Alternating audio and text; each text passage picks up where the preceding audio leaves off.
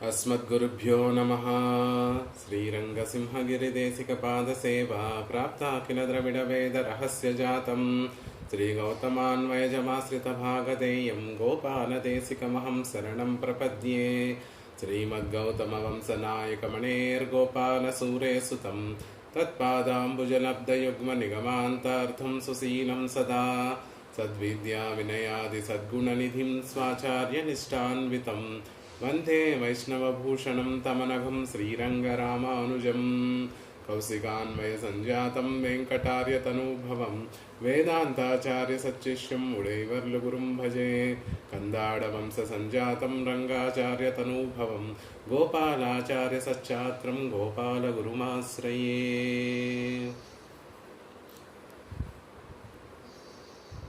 श्रीमान् वेङ्कटनाथार्यः कवितार्किककेसरी वेदांताचार्यवर्यो मे सन्निधत्तां सदा हृदि। భాగవతోత్తములందరికీ దాసోహాలు సమర్పిస్తూ వేదాంత దేశికుల వారు అనుగ్రహించినటువంటి భగవద్ధ్యాన సోపానము అనేటటువంటి స్తోత్రాన్ని అనుసంధానం చేసేటటువంటి ప్రయత్నం చేస్తున్నాం.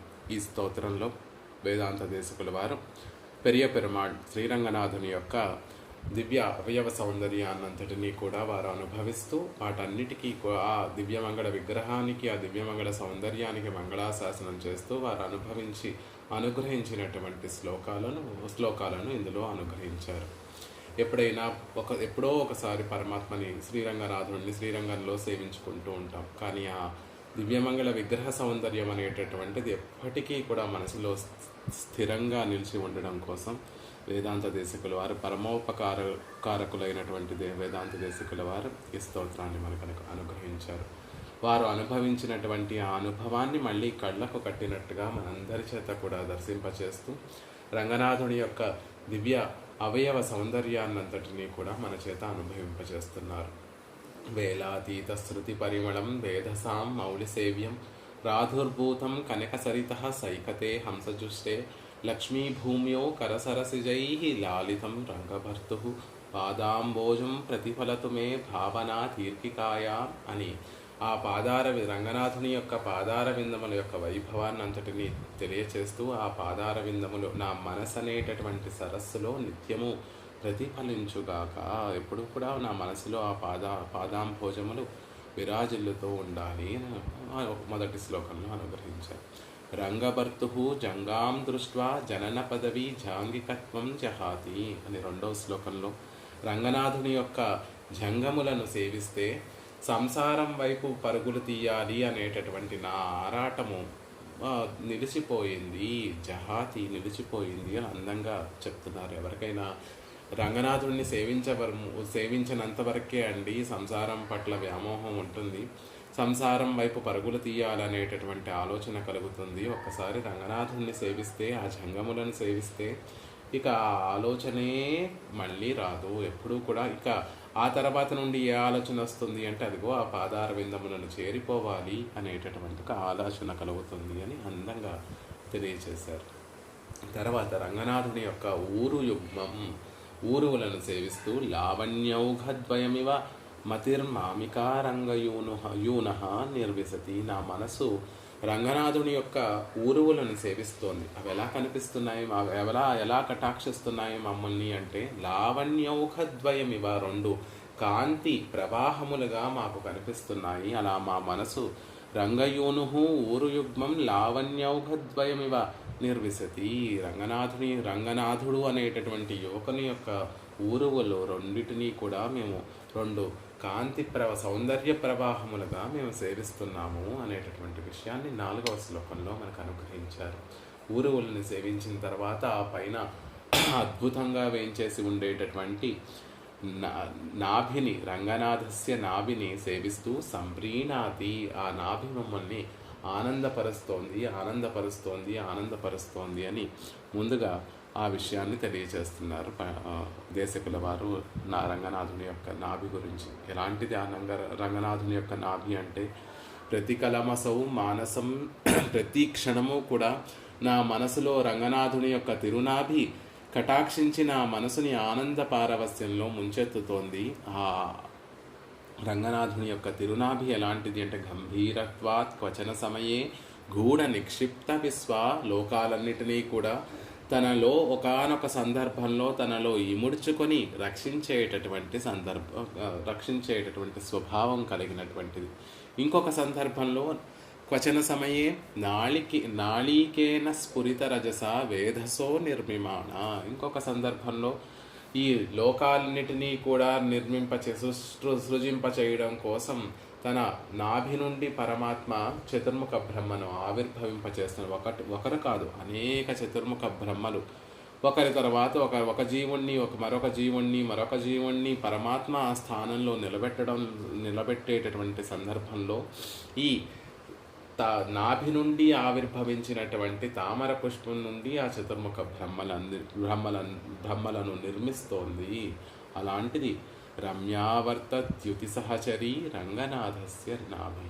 ఎంత అందంగా ఉంది అంటే పైనుండి ప్రవహించేటటువంటి సౌందర్యం అనేటటువంటి ఆ ప్రవాహము వెళ్ళడానికి కటి ప్రదేశానికి చేరగానే, అంటే నడుము దగ్గరికి చేరగానే సన్నగా అయిపోయేసరికి ఆ ప్రవాహము ముందుకు కదలలేక పైనుండి వచ్చేటటువంటి నీటి ప్రవాహం అంతా కూడా ఒక చిన్న ప్రదేశానికి చేరిపోతే ఎలా సుడులు తిరుగుతుందో అలా రమ్యావర్త ద్యుతి సహచరి రంగనాథస్య నాభి అని అద్భుతంగా ఆ సౌందర్యం అంతా అక్కడే కేంద్రీకృతమైందా అన్నట్టుగా ఆ తిరునాభి మమ్మల్ని కటాక్షిస్తుంది అని చెప్పారు.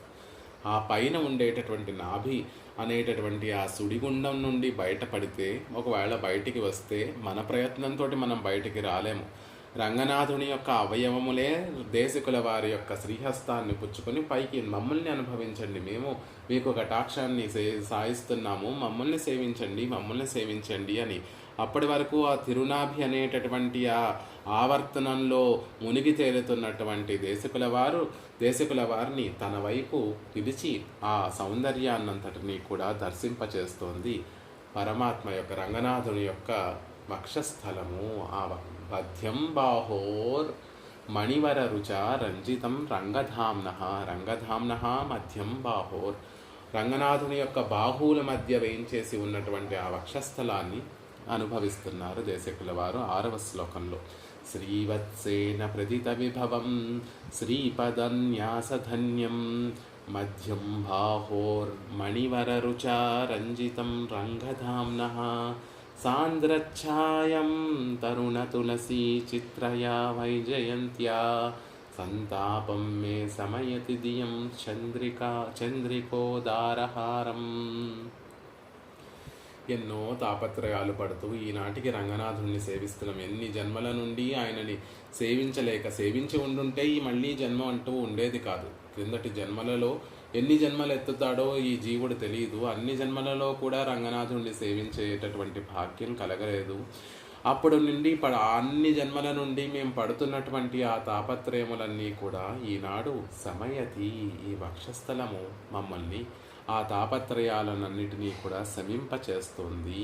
జీవుడు పడేటటువంటి ఆ తాపత్రయాలు శ్రీరంగం చేరి రంగనాథుని వక్షస్థలాన్ని సేవించగానే అప్పటి వరకు ఉండేటటువంటి దుఃఖములన్నీ కూడా తొలగిపోతాయి.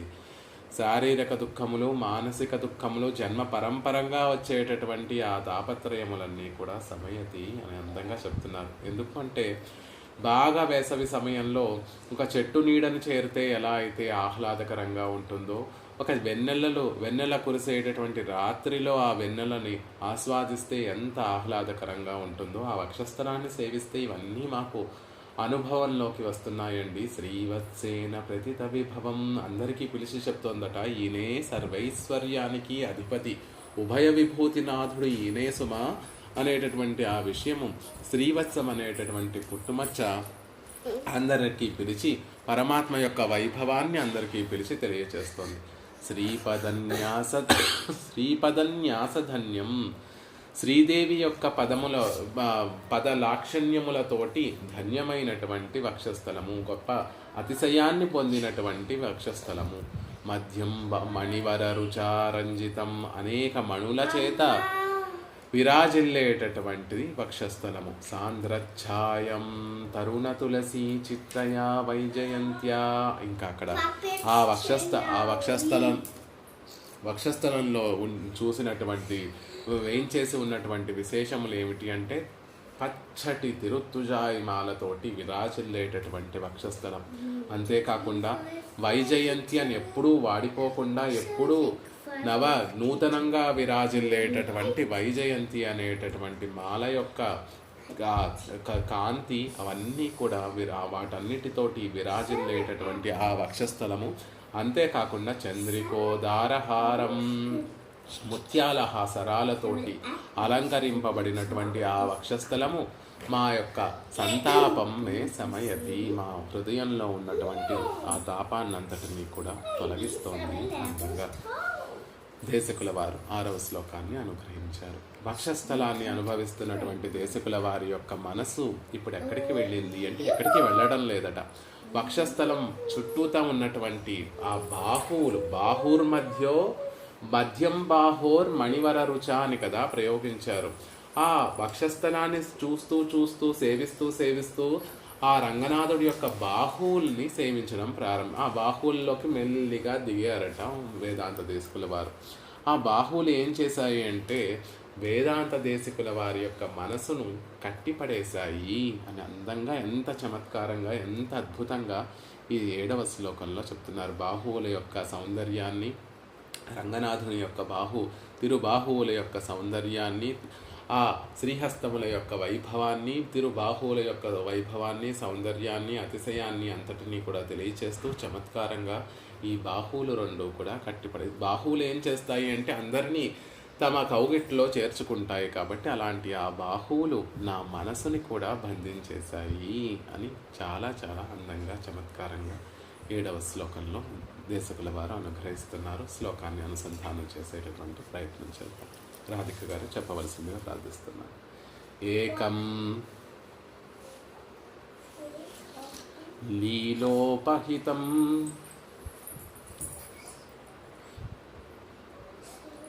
ఇతరం బాహుం ఆజానులంబం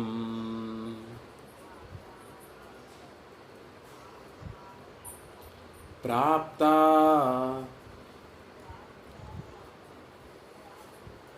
రంగే సయితురఖిల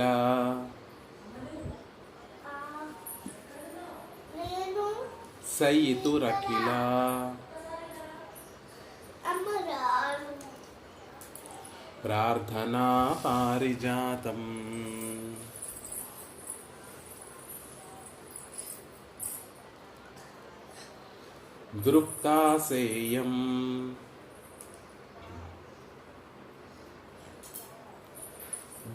దృప్తాసేయం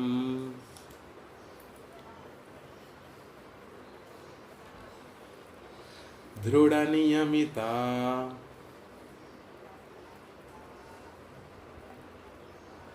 రశ్మిభిర్భూషణానాం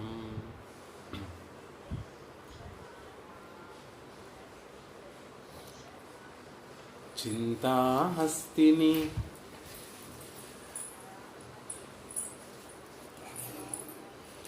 అనుభవతి మే చిత్రం ఆలానయంత్రం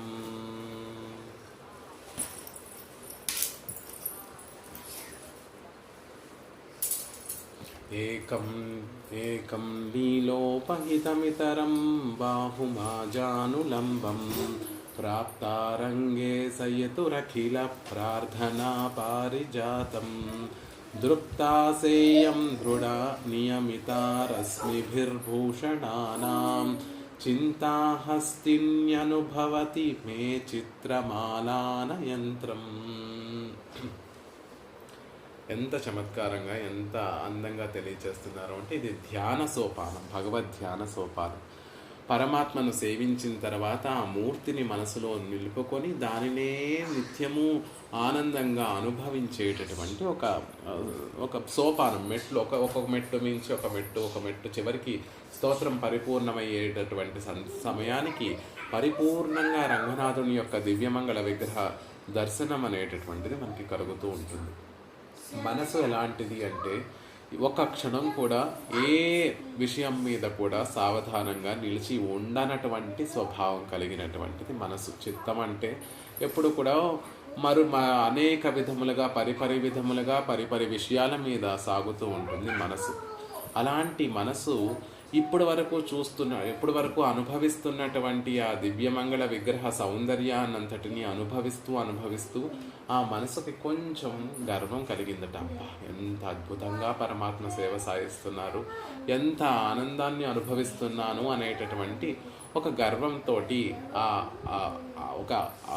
గర్వం అనుభవించేటటువంటి ఆ వైభవం పురస్కరించుకొని కలిగినటువంటి గర్వంతో ఒక హస్తిని ఏనుగుగా మారిందట. అలాంటి ఆ ఏనుగుని, మనసు అనేటటువంటి ఆ ఆడ ఏనుగుని బంధించేశాయి ఈ బాహువులు. అంటే మరొక చోటకి వెళ్ళనివ్వకుండా ఆ బాహువులలో రంగనాథుని యొక్క బాహువులలో ఉండేటటువంటి ఆ సౌందర్య అతిశయము బంధించేశాయి అని అందంగా చింతాహస్తిని అనుభవతి మే చిత్రమాలాన యంత్రం.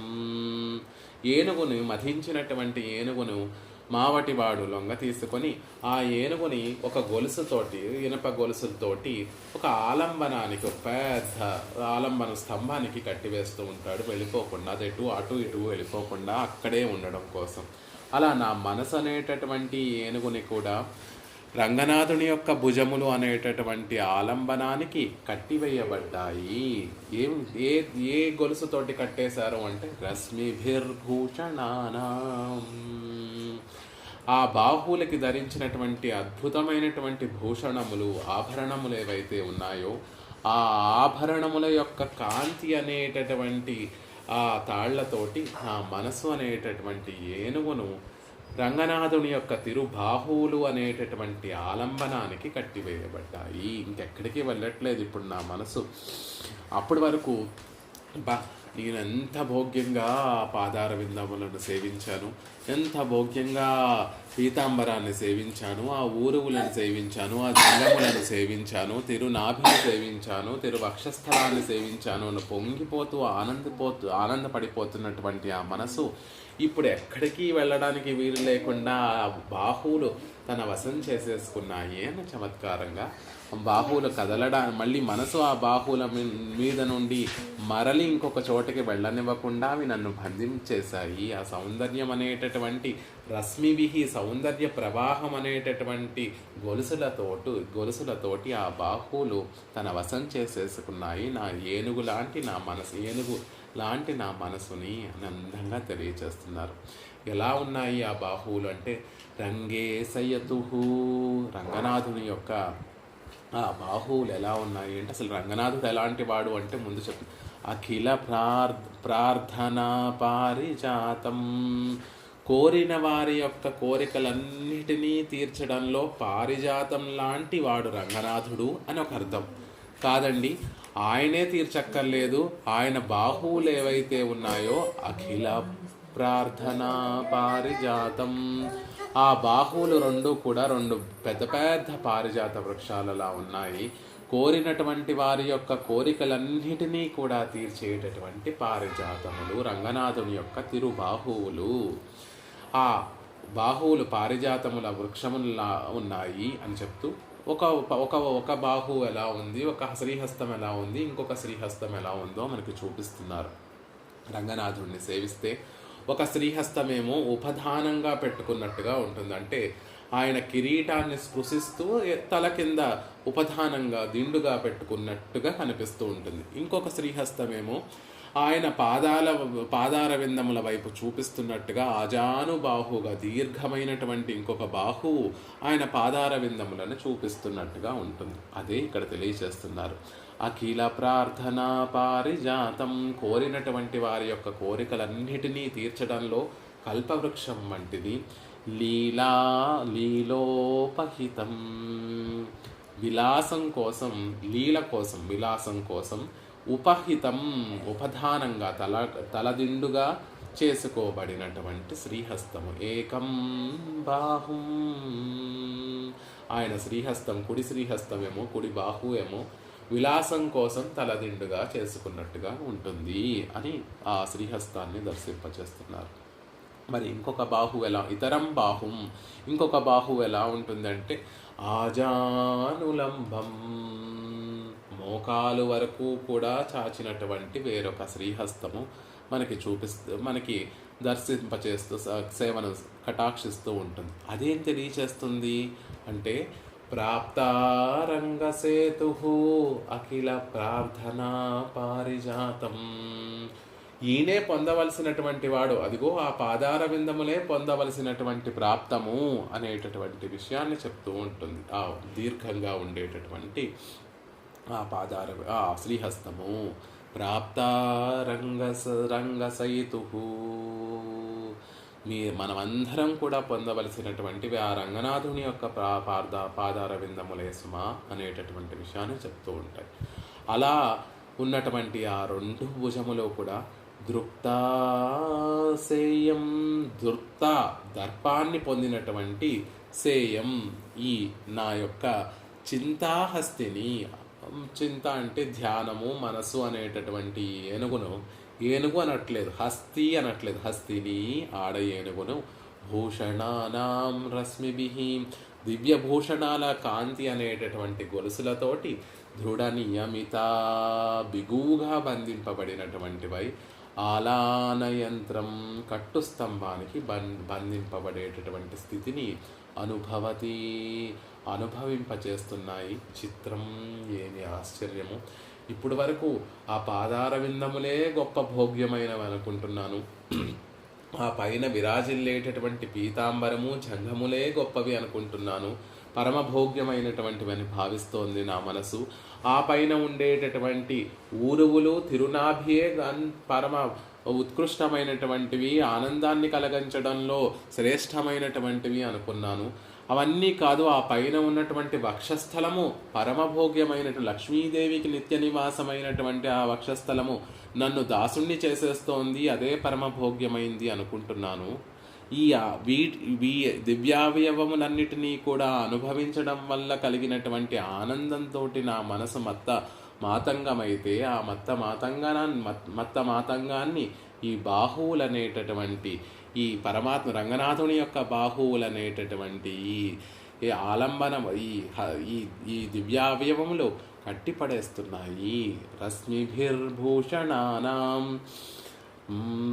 ఆలానయంత్రం, దృఢ నియమిత ఆలానయంత్రం, ఆ బాహువులకి ఉండేటటువంటి తిరు ఆభరణముల నుండి వచ్చేటటువంటి కాంతులన్నీ కూడా దృఢ నియమిత, మామూలుగా కాదు, దృఢ నియమిత, గట్టిగా ఆలానయంత్రం, కట్టు స్తంభానికి కట్టివేయబడినట్టుగా అనుభవింపచేస్తున్నాయి, అనుభవిస్తున్నాను.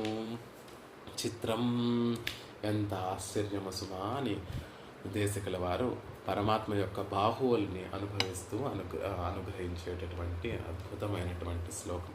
అసలు రంగనాథుడు ఎలాంటి వాడు అంటే అఖిల ప్రార్థన పారిజాతం, కోరినటువంటి కోరికలన్నిటినీ కూడా అనుగ్రహించేటటువంటి గొప్ప స్వభావం కలిగినటువంటి వాడు.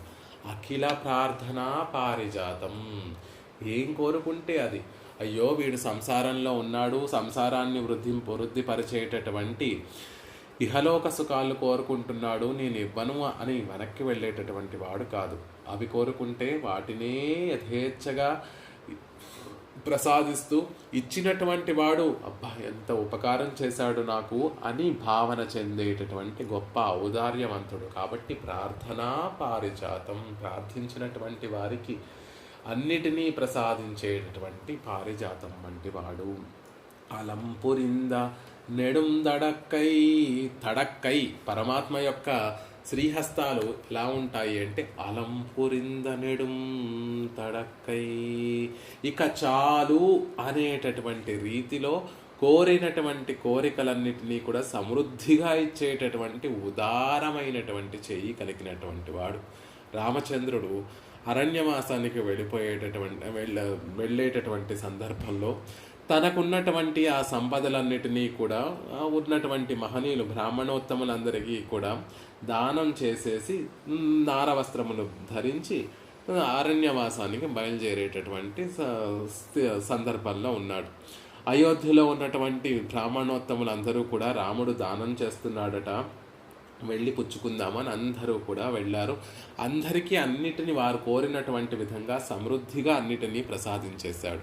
కానీ ఒక బ్రాహ్మణుడు, త్రిజటుడు అనేటటువంటి ఒక బ్రాహ్మణుడు, అయ్యో ఆలస్యమైపోతోంది, ఆలస్యంగా అతనికి ఆ విషయం తెలిసింది, ఆలస్యమైపోతోంది అని పరుగున వచ్చాడు. అప్పటికే రామచంద్రుడు అందరికీ అన్నీ ఇచ్చేసి వెనక్కి వెళ్ళిపోయేటటువంటి సందర్భంలో అప్పుడు త్రిజటుడు అనేటటువంటి బ్రాహ్మణుడు వచ్చి, రామా నాకు కూడా ఏదైనా ఇవ్వవలసిందిగా కోరుకుంటున్నాను అని రామచంద్రుడిని దానం అడిగాడు.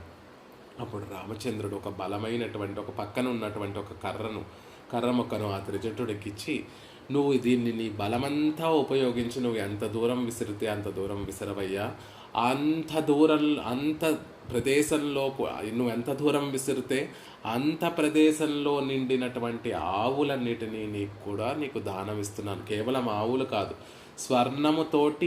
స్వర్ణ కవచాల, ఆవులకి కొమ్ములు ఉంటాయి కాబట్టి ఆ కొమ్ములన్నిటినీ కూడా స్వర్ణ కవచాలతోటి తయారు చేయబడినటువంటి కవచాలను తొడుగుల్ని పొదగబడినటువంటి ఆ గోవుల్ని నీకు దానం చేస్తాను అని చివరికి వచ్చినటువంటి ఆ త్రిజటుడికి కూడా అనేక ఆవుల్ని, సహస్ర గోవులన్నిటినీ కూడా దానం, బంగారు తొడుగులతోటి, కొమ్ములకి బంగారు తొడుగులు అద్దినటువంటి ఆ గోవులన్నిటినీ కూడా దానం చేస్తాడు. అలా అలంపురింద నెడుం తడక్కై, గుప్పెడు అటుకులను పరిగ్రహించి కుచేలుడికి సర్వస్వాన్ని దానం చేసినటువంటి వాడు. కాబట్టి ఇక చాలు అనేటటువంటి విధంగా మనం చెప్పాలి, స్వామి ఇంకా నాకు చాలు అని చెప్పాలే తప్ప ఆయన ఇవ్వడంలో కొరత ఏమీ ఉండదండి. అలంపురింద నెడం తడక్కై, కోరినటువంటి కోరికలన్నిటినీ కూడా సమృద్ధిగా ఉదారంగా ఇచ్చేటటువంటి చేతిని కలిగిన, తడక్కై విశాలమైనటువంటి శ్రీహస్తం కలిగినటువంటి వాడు. ఆ వైశాల్యం దేంట్లో అంటే ఔదార్యంలో వైశాల్యం కలిగినటువంటి వాడు అనే విషయాన్ని చెప్తున్నారు. అఖిల ప్రార్థనా పారిజాతం, అఖిల ప్రార్థన, ఏ కోరిక కోరుకుంటే ఆ కోరికను ప్రసాదించేటటువంటి వాడు అని ఒక అర్థం. ఎవరు కోరిక కోరుకున్నా కూడా ఆ కోరికను ప్రసాదించేటటువంటి వాడు. వచ్చినటువంటి వాడు నాకు ఇష్టమైనటువంటి వాడా, ఇష్టం లేనటువంటి వాడా అనేటటువంటి తారతమ్యం ఏమీ లేదు. జ్ఞానం కలిగినటువంటి వాడా, జ్ఞానం లేనటువంటి వాడా అనేటటువంటి తారతమ్యము ఏమీ లేదు.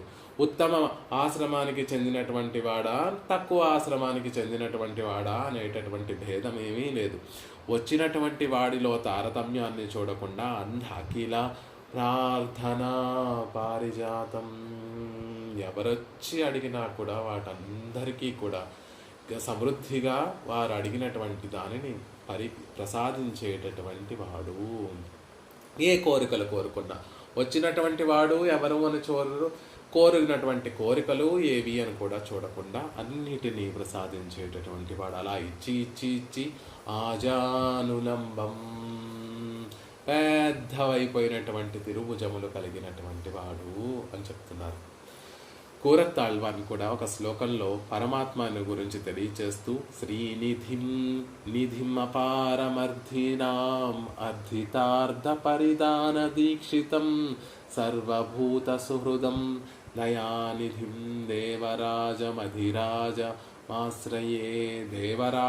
అధిరాజమాశ్రయే. కంచిలో వేయించేసి ఉన్నటువంటి దేవరాజ పెరుమాళ్ వరదరాజస్వామి గురించి అనుగ్రహించినటువంటి శ్లోకం. నిధిం అర్థినాం అర్థితార్థ పరిదాన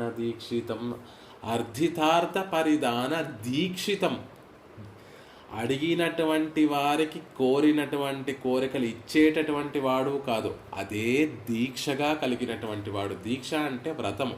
ఏదైనా యజ్ఞమో యాగమో చెయ్యాలి అనుకుంటే ఆ యజ్ఞం చేసేటటువంటి రోజులన్నీ కూడా దీక్షను ఎలా అయితే అంటే శుచిగా ఉండి అదే ఒక వ్రతంగా నియమము తప్పితే ఎక్కడో ఏదో హాని కలుగుతుందేమో అని భయంతో వర్తించేటటువంటి ఒక విధానాన్ని దీక్ష అంటారు. దీక్ష అంటే మామూలుగా చేసేటటువంటి విధంగా కాకుండా ఇంకా మరి భక్తి శ్రద్ధలతోటి తప్పక పరిపాలించేటటువంటి ఒక విషయాన్ని దీక్ష అంటారు.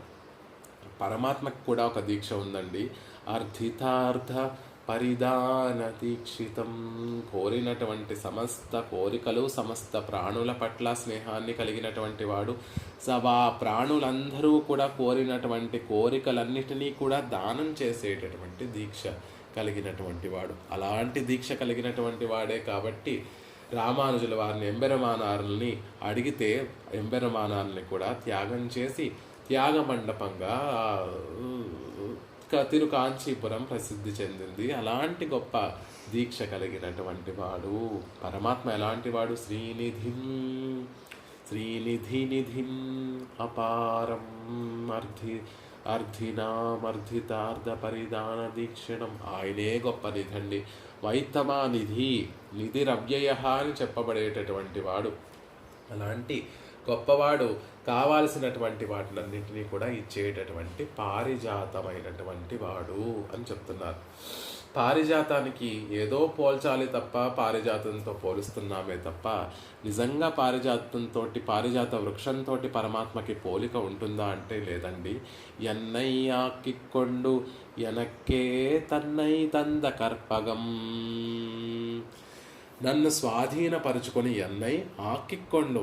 ఏం చేస్తాడు పరమాత్మ అంటే ముందు మన మనసులో మెల్లిగా ప్రవేశించి ఆయన చేష్టితములను, ఆయన సౌందర్యాన్ని, ఆయన కళ్యాణ గుణములు, అప్పటి వరకు ఆనందం అంటూ ఏంటో తెలియనటువంటి మనకి, మాధుర్యం అంటే ఏమిటో తెలియనటువంటి మనకి, సుఖం అంటే ఏమిటో తెలియనటువంటి మనకి, సంతోషం అంటే ఏమిటో అని తెలియనటువంటి మనకి, ఒక అతిశయము, అద్భుతం, మనసు ఉప్పొంగిపోయేటటువంటి స్థితి అంటే ఏమిటో తెలియనటువంటి మనకి మెల్లిగా ఆయన మన మనసులో ఎలా ప్రవేశిస్తాడో తెలియదు. కొంచెం ఆయన పట్ల అభిరుచి కలిగి ఉంటే దానినే పుచ్చుకొని ఒక తీగ ఏదో చిన్న ఆలంబన దొరికితే, చిన్న పుల్ల, కట్టె పుల్ల ఆలంబనగా దొరికితే, అది సన్నటి పుల్ల అయినా ఏదైనా సరే దానిని పుచ్చుకొని ఎలా అయితే దానిని పాకుతూ ఎలా అయితే వృద్ధి చెందుతుందో, పరమాత్మ కూడా మనలో ఉన్నటువంటి ఆభిముఖ్యం అనేటటువంటి విషయాన్ని పుచ్చుకొని మెల్లిగా మన మనసులో ప్రవేశించి ఎన్నయ్యాకిక్కొండు. మాధుర్యం అంటే ఏమిటో రుచి చూపిస్తాడు, సౌందర్యం అంటే ఏమిటో రుచి చూపిస్తాడు, పొంగిపోవడం, మనసు పొంగిపోవడం అంటే ఏమిటో రుచి చూపిస్తాడు, ఆనందం అంటే ఏమిటో పరిచయం చేస్తాడు. అలా చేసి ఎన్నయ్యాకిక్కొండు మనని స్వాధీనపరిచేసుకుంటాడు. ఆ స్వామి కళ్యాణ గుణాలను అనుభవింపచేసి, సౌందర్యాన్ని అనుభవింపచేసి ముందు మనని స్వాధీనపరుచుకుంటాడు. పోనీ స్వాధీనపరచుకొని మన చేత సేవలు ఏమన్నా చేయించుకుంటాడా, మనని కష్టపెడతాడా, మనని పడరాని పాటలు ఏమన్నా పడేటట్టుగా చేస్తాడా, మనని కష్టపడేటట్టుగా చేస్తాడా అంటే లేదండి. ఎన్నై ఆకిక్కొండు ఎనక్కే తన్నై తంద కర్పకం. నాకే తనను దానం చేసుకునేటటువంటి కల్పవృక్షంగా మారిపోతాడు. మనని ఆయన పరిగ్రహించడం దేనికి అంటే మనకి ఆయన అన్నీ చేసి పెట్టడం కోసం. మనమేదో ఆయనకి చెయ్యాలి, మనమేదో కష్టపడి ఆయన మనసు గెలుచుకోవాలి అనేటటువంటి బాధ అక్కర్లేదు. ఆయనే మెల్లిగా మన మనసులోకి ప్రవేశించి మనకి అప్పటి వరకు తెలియనటువంటి, అప్పటి వరకు మనం అనుభవించినటువంటి దివ్యమైనటువంటి ఆ అనుభూతినంతటినీ కూడా అనుభవింపచేసి చివరికి ఏం చేసేస్తాడు అంటే ఆయనే మనకి దాసుడైపోతాడండి. తన్నై ఎనక్కే తన్నై తంద కర్పకం. కల్పవృక్షము కోరుకున్నటువంటివన్నీ ఇస్తుంది. ఓ కల్పవృక్షమా, నువ్వే నాకు దాసుడు అయిపోవాలి, నిన్ను నువ్వే ఇచ్చేసుకో అని వెళ్ళి ఆ లోకంలో ఉన్నటువంటి ఆ కల్పవృక్షాన్ని కోరుకుంటే అది కుదరదండి. ఆ కంట్రోల్ నా దగ్గర లేదు, నేను ఇచ్చుకోలేను, నేను దేవేంద్రుడికి చెందినటువంటి దానిని అనేటటువంటి, స్వర్గానికి చెందినటువంటి దానిని అని చెప్పేస్తుంది ఆ కల్పవృక్షం. కానీ పరమాత్మ ఒక్కసారి ఆయన మనల్ని స్వాధీనపరుచుకున్న తర్వాత ఆయనను మనకి సమర్పించేసుకుంటాడు. మనమేమి ఆయనకి ప్రత్యేకంగా సమర్పించుకోక్కర్లేదండి. మన మనసుని వశపరుచుకొని మన మనసులో పిరాట్టిమారులతో సహా వేయించేసి ఉండి ఆయన చేసేటటువంటి విషయం ఏమిటి అంటే ఎనక్కే తన్నై తంద కర్పకం. మనని మనకి దాసుడైపోతాడు. మనకి తనని తాను మనకి సమర్పించుకుంటాడు, అలాంటి గొప్పవాడు అంటున్నారు. ఎన్నో విధాలుగా కల్పవృక్షంతో పరమాత్మ యొక్క బాహువుల్ని పోలుస్తూ ఉంటారు. కర్పగక్కావు నర్పల తోళర్కు, కల్పవృక్షం తోట వంటి గొప్పదైనటువంటి పల బాహువులు కలిగినటువంటి వాడు. చతుర్భుజుడు కదా, ఒక్కొక్క శ్రీహస్తము ఒక్కొక్క భుజము కూడా ఎలా ఉంటుంది అంటే ఒక్క కల్పవృక్షము కాదు, అనేకమైనటువంటి కల్పవృక్షాలన్నిటినీ కూడా ఒక చోట చేరిస్తే ఎంత అద్భుతంగా ఉంటుందో అంత అద్భుతంగా ఒక్కొక్క తిరుభుజము కూడా పరమాత్మ యొక్క తిరుభుజము అంత సౌందర్యంతో అతిశయించి ఉంటుంది. కేవలం రూపంలోనే సామ్యం కాదు, స్వభావంలో ఒక్కొక్క కల్పవృక్షం అయితే ఒక్కొక్క కోరిక మాత్రమే తీరుస్తుందేమో. కల్పవృక్షపు తోటలు అంటున్నారు కాబట్టి కోరినటువంటి కోరికలన్నీ కూడా ఒకే భుజం, నేనిస్తాను అని పోటీ పడుతూ ఒక్కొక్క దివ్య భుజములు పోటీ పడుతూ మన కోరికలను తీరుస్తూ ఉంటాయి. అందుకే కల్పవృక్షపు తోటల వంటి గొప్ప పలు భుజములు కలిగినటువంటి వాడు అంటున్నారు. కర్పగక్కావు పర్పలవన్నా, తిరువాసిర్యంలో నమ్మాళ్ళవార్లు అనుగ్రహించి కర్పగక్కావు పర్పలవన్న కల్పవృక్ష తోటలలా ఉన్నాయి పరమాత్మ యొక్క భుజములు అని చెప్తున్నారు. నిజానికి కల్పవృక్షంతో ఆ భుజములను పోల్చడం ఏమీ బాగులేదండి. ఆ భుజములు కల్పవృక్షాన్ని కూడా, రంగనాథుడి యొక్క బాహువులు ఆ కల్పవృక్షాన్ని మించినటువంటివి, జయించేటటువంటివి అని భట్టర్ వారు ఒక శ్లోకంలో అందంగా తెలియజేస్తారు.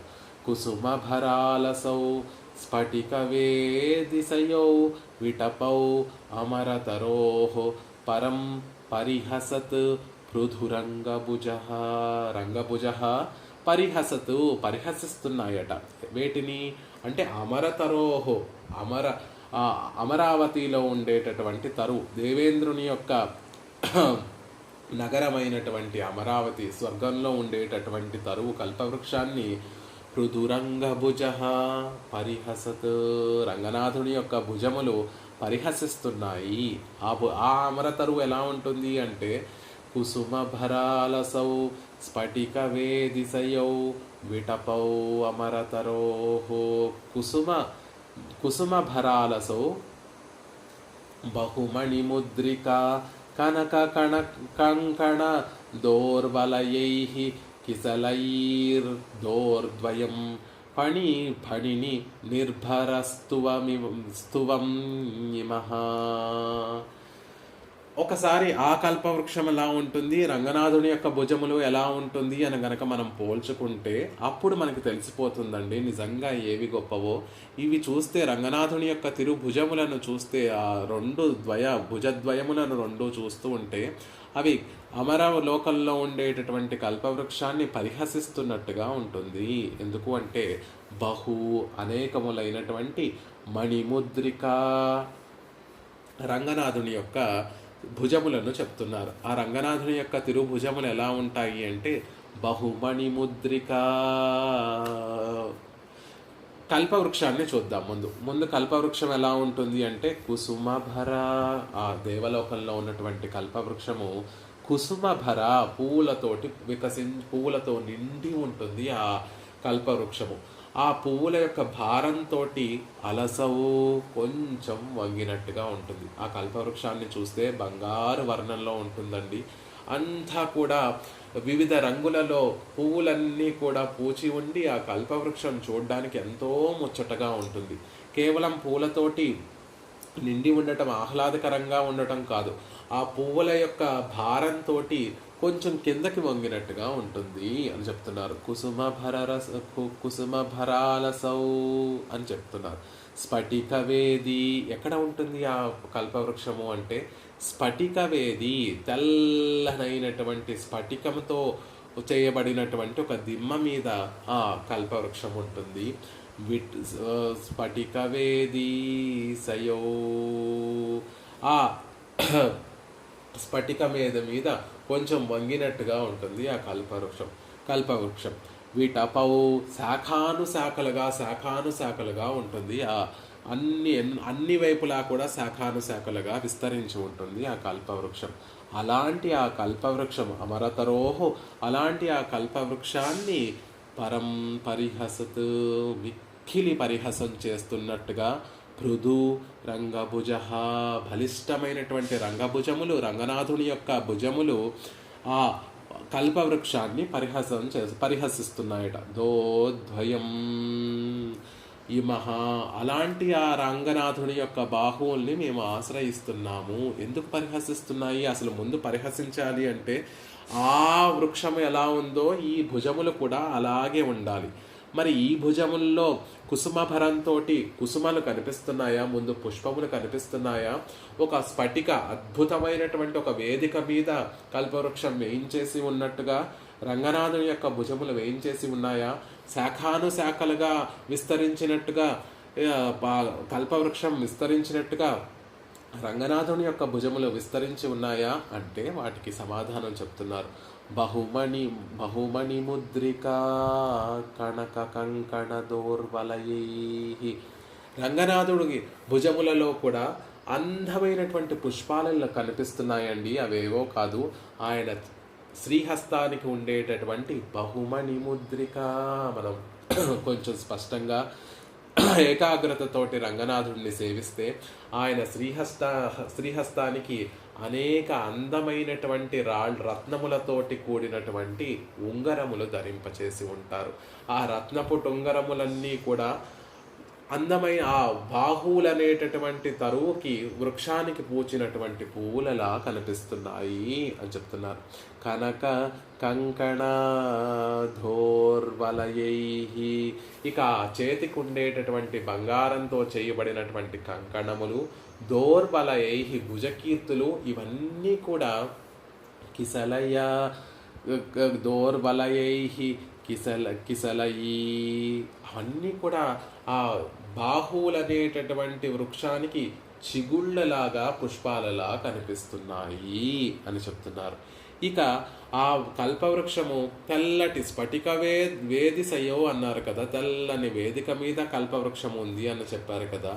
మరి ఈ కల్పవృక్షం రంగనాథుడి యొక్క భుజములు అనేటటువంటి కల్పవృక్షం ఎక్కడ వేయించేసి ఉంది అంటే ఫణిని నిర్భర స్తూపం, ఆదిశేషుని పైన నిర్భర స్తూపం, నిర్విచారంగా నిద్రిస్తున్న, ఎటువంటి విచారము లేకుండా నిద్రిస్తున్నటువంటి భుజములు ఇవి.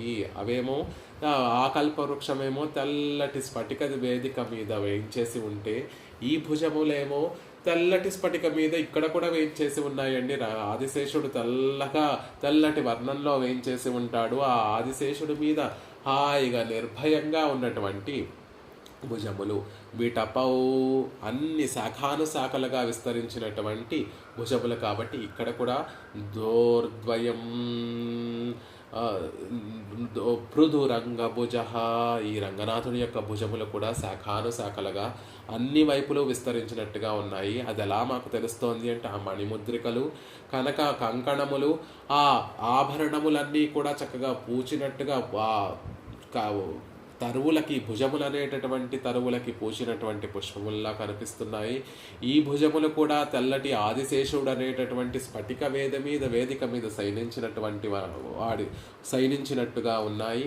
ఇక అన్ని వైపులు కూడా వ్యాపించినట్టు, ఒకటేమో ఒక శ్రీహస్తమేమో కిరీటాన్ని చూపిస్తూ అటువైపు ఉంటుంది, ఇంకొక శ్రీహస్తమేమో పాదార విందముల వైపు ఉంటుంది. కాబట్టి ఇది కూడా నలుదిక్కులా వ్యాపించినట్టుగా ఉంటుంది. కాబట్టి అలాంటి రంగనాథుడి యొక్క భుజములు అమరతరోహో పరం పరిహసతు, అమరతరోహో కల్పవృక్షమైన దేవేంద్రుని యొక్క నగరంలో ఉండేటటువంటి ఆ కల్పవృక్షాన్ని పరిహసిస్తున్నట్టుగా ఉన్నాయి. అందమైనటువంటి ఒక మాట చెప్పారు. ఫణిని నిర్భర స్తూపం, నిర్భయంగా ఉంటాయట రంగనాథుని యొక్క భుజములు.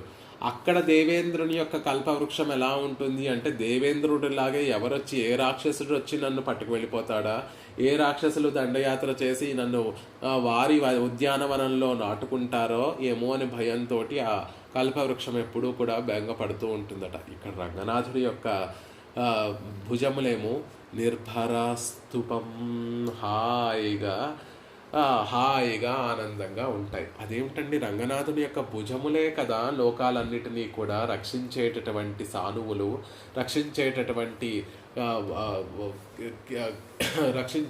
స్తంభములు. లోకరక్షణ అనేటటువంటి పెద్ద బాధ్యతనంతటినీ కూడా మోసేటటువంటి స్తంభములు, ఆలంబనములు ఆ భుజములే కదా. అలాంటి ఆ భుజములు నిశ్చింతగా నిర్భయంగా ఉండడం ఏమిటి అనేటటువంటి ఒక సందేహం కలుగుతుంది. ఎందుకుండవండి? ఆ భారమంతా కూడా రంగనాథుడు రామానుజుల వారు అవతరించడానికి ముందు వరకు విశ్వసేనుల వారికి, నమ్మాళ్వార్లకి, అక్కడ ఉన్నటువంటి చక్రతాళ్వానికి, వీరందరి మీద ఆ బాధ్యతను ఉంచి రంగనాథుడు ఒక యువరాజులాగా, ఒక యువరాజులాగా హాయిగా నిత్యోత్సవం, వారోత్సవం, పక్షోత్సవం, అయినోత్సవం అన్నట్టుగా నిత్యము ఉత్సవాలను అనుభవిస్తూ ఉండేవారు. ఎప్పుడైతే రామానుజుల వారు ఈ లోకంలోకి అవతరించారో ఉడయవరులకి ఆ బాధ్యత అంతా కూడా అప్పచెప్పి ఇంకా నిర్భయంగా అందరితో కలిసి ఆనందాన్ని అనుభవిస్తున్నాడు. కాబట్టి ఆయన భుజములు భారాన్నేమి మోయడం లేదండి, హాయిగా నిర్భరంగా ఉన్నాయి అనేటటువంటి విషయాన్ని అంత అందంగా భట్టర్ వారు తెలియజేస్తున్నారు. కాబట్టి మనం పారిజాతంతో పరమాత్మ యొక్క భుజములను పోల్చొచ్చా అంటే పోల్చలేమండి. ఆ భుజములు పారిజాతాన్ని చూసి పరిహసిస్తున్నాయి అనేటటువంటి విషయాన్ని చెప్తున్నారు. అసలు ఈ భుజములు ఎలాంటివి అంటే అందరికీ కూడా లోక రక్షణానికి కూడా ఆలంబనమైనటువంటివి.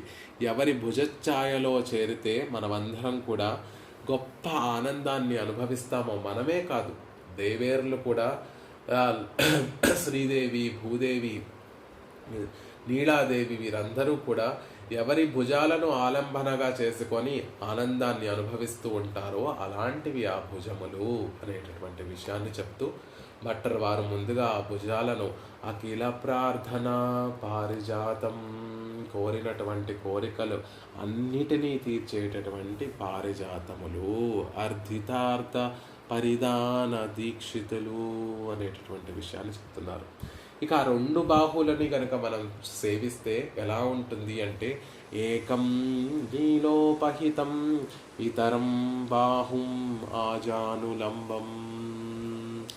ఒక శ్రీహస్తమేమో లీలోపహితం, ఏదో ఆయన శిరస్సు కింద ఉపధానంగా, విలాసం కోసం శిరస్సు కింద ఉపధానంగా ఉంచుకోవడానికి వీలుగా ఒక శ్రీహస్తాన్ని ఆ పరమాత్మ తన శిరస్సు దగ్గర వేయించేపు చేసుకొని ఉంటాడండి.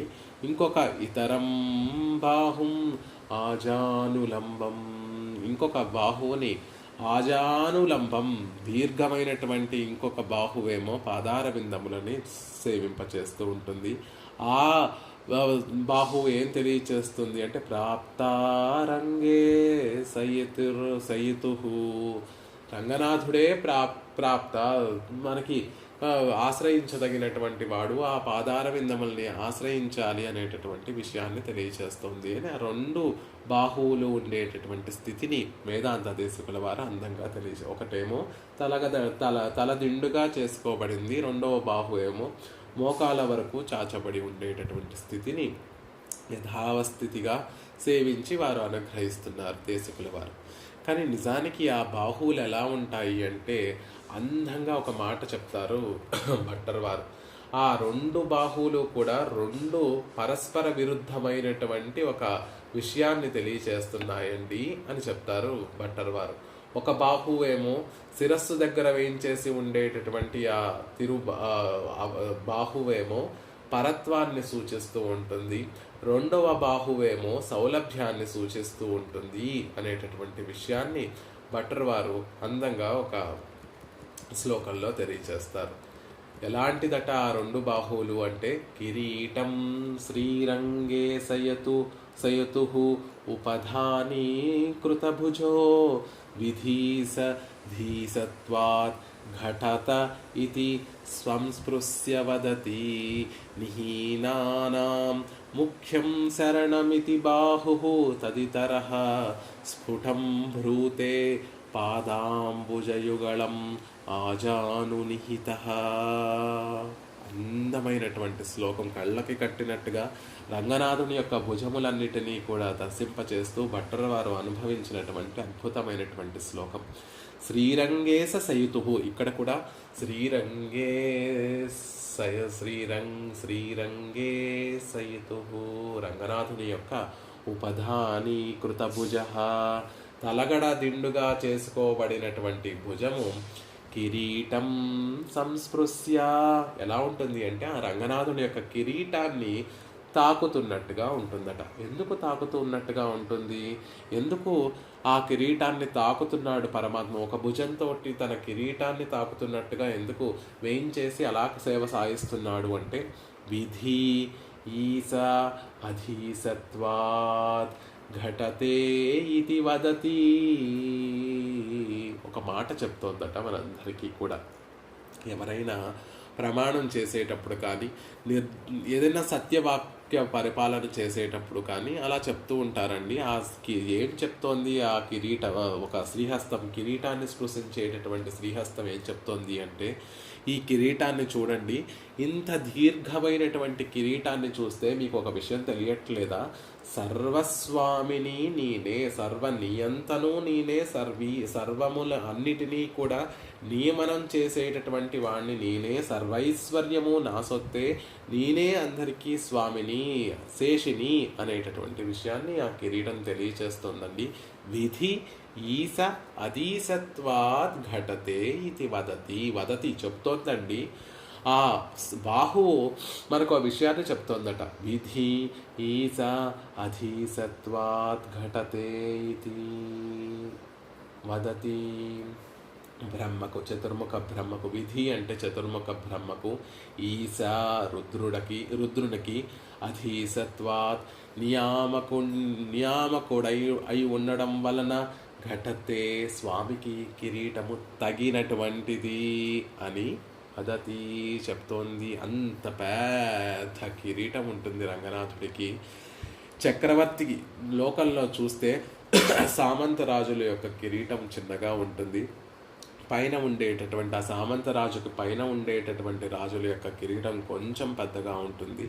అందరినీ పరిపాలించేటటువంటి చక్రవర్తి యొక్క కిరీటము ఆధిరాజ సూచకంగా ఒక పెద్ద కిరీటాన్ని ధరిస్తాడు చక్రవర్తి. అలా రంగనాథుని యొక్క దీర్ఘమైనటువంటి కిరీటము మీకు తెలియచేస్తోంది కదా. విధి ఈశ అధీసత్వాత్ ఘటతే ఇది, ఆయనకి తగినటువంటిది, రంగరాజుకి తగినటువంటిది ఈ కిరీటము అని ఆ శ్రీహస్తము, ఒక శ్రీహస్తము కుడి భుజము, తలదిండుగా చేసుకోబడినటువంటి ఆ కుడి భుజము కిరీటాన్ని స్పృశిస్తూ మనకి తెలియచేస్తోంది ఆయన పరత్వాన్ని. విధీస అధీసత్వాత్, నియామకుడు ఈయనే సుమా, బ్రహ్మకి రుద్రుడికి కూడా నియామకుడు ఈయనే అనేటటువంటి పరతత్వాన్ని ఆ బాహువు తెలియచేస్తోంది. మరి ఇంకొక బాహు అండి, నిహీనానాం ముఖ్యం శరణమితి బాహు తదితరః స్ఫుటం బ్రూతే పాదాంబుజయుగళం ఆజాను నిహిత. అద్భుతమైనటువంటి మాట. ఒకటేమో విధి శివ సనకాదులందరూ కూడా ధ్యానం చేయగలిగినటువంటి వాడు ఈయనే అనేటటువంటి విషయాన్ని ఆ శ్రీహస్తం తెలియచేస్తూ ఉంటే, ఇంకొక శ్రీహస్తం ఆజాను నిహిత, మోకాలు వరకు కూడా నిహిత చాచినటువంటి, తత్ ఇతరహ, ఆ భుజము కంటే ఇతరహ వేరైనటువంటి బాహు, ఇంకొక బాహువు పాదాంబుజయుగళం, తామర పువ్వుల వంటి పాదార బిందములను సంస్పృశ్య తాకి మనకి ఇంకోటి ఏం చెప్తోంది అంటే, నిహీనానాం అధములకు ముఖ్యమగు శరణం రక్షకము ఇది అని స్ఫుటం బ్రూతే స్పష్టంగా తెలియచేస్తోంది. విధి శివ సనకాదులని సైతం నియమనం చేసేటటువంటి వాడు ఈయనే సుమా అని కిరీటాన్ని తాకేటటువంటి కుడి భుజం తెలియచేస్తుంటే, ఎడమ భుజం ఆయన బాహువుగా ఉండేటటువంటి ఆ ఎడమ శ్రీహస్తము ఆయన పాదారవిందముల వైపు చూపిస్తూ ఆ పాదారవిందములను స్పృశిస్తోందా అన్నట్టుగా ఉంది. ఇదిగో నిహీనానాం ముఖ్యం శరణం, అందరికీ కూడా శరణమైనటువంటి పాదార విందములు, ముఖ్యంగా శరణమైన అంటే ఎవరికి ఈ ఎవరి పాదార విందములు అందరూ ఆశ్రయిస్తారు. నిహీనానాం అని చెప్పినటువంటి ఆ పదంలో ఎవరి వరకు ఎవరిని చేర్చుకోవచ్చు అంటే సంసారులందరినీ ఆ పదంలో చేర్చుకుంటారు. సంసారులు అంటే ఎవరు అంటే చతుర్ముఖ బ్రహ్మ పర్యంతము చిన్న పిపీలముకు ఒక స్తంభం వరకు లేకపోతే పిపీలం వరకు ఉన్నటువంటి చిత్తు అచిత్తు పదార్థములన్నిటినీ కూడా నిహీనానాం ముఖ్యం శరణం. రక్షించేటటువంటి అతి ప్రధానమైనటువంటి సాధనం ఏది, ఉపాయం ఏది అంటే అదిగో ఆ రెండో ఆ పాదాంబుజయుగళం, పాదార విందముల సుమ, రంగనాథుని యొక్క పాదార విందముల సుమ అని ఎవరో వచ్చి చెప్పక్కర్లేదండి. ఆయన భుజమే చెప్తోంది. ఆజాను నిహిత తత్ ఇతర బాహు స్ఫుటం బ్రూతే, స్పష్టంగా తెలియచేస్తుంది ఆ రెండో శ్రీహస్తము అని. ఆ పాదార విందముల యొక్క వైభవాన్ని భట్టర్ వారు అద్భుతంగా అనుగ్రహించినటువంటి విధంగానే ఇక్కడ కూడా ప్రాయేకం నీలోపహితం ఇతరం భుజం ఆజానులంబం ప్రాప్తారంగే సయుతు అఖిల ప్రార్థనా పారిజాతం. ఒక భుజాన్నేమో లీలోపధానంగా తల కింద తలకి ఉపధానంగా భావించి పరమాత్మ రంగనాథుడు శయనించి ఉన్నాడు. ఇంకొక ఆజానులంబం, ఇంకొక బాహు అయినటువంటి ఆ శ్రీహస్తాన్ని మోకాల వరకు చాచి ప్రాప్తారంగే సయతు అఖిల ప్రార్థనా పారిజాతం. అందరికీ ప్రాప్తుడు ఈయన, అందరూ కూడా పొందవలసినటువంటి వాడు ఈయనే, అందరూ పొందవలసినటువంటివి ఆ పాదార విందములే అనేటటువంటి విషయాన్ని తెలియజేస్తున్నారు దేశికుల వారు. అలాంటి ఈ రెండు బాహువులు కూడా ఏం చేశాయి అంటే దృప్తాసేయం దృఢ నియమిత రశ్మిభిర్భూషణానాం చింతాహస్తిని అనుభవతి మే చిత్రమాలాన యంత్రం. ఇలాంటి అందమైనటువంటి బాహువులు, ఇలాంటి సౌందర్యంతో నిండి గొప్పగా ప్రకాశించేటటువంటి ఆ బాహువులు దృఢంగా నా మనసు అనేటటువంటి ఏనుగుని బంధించేశాయి.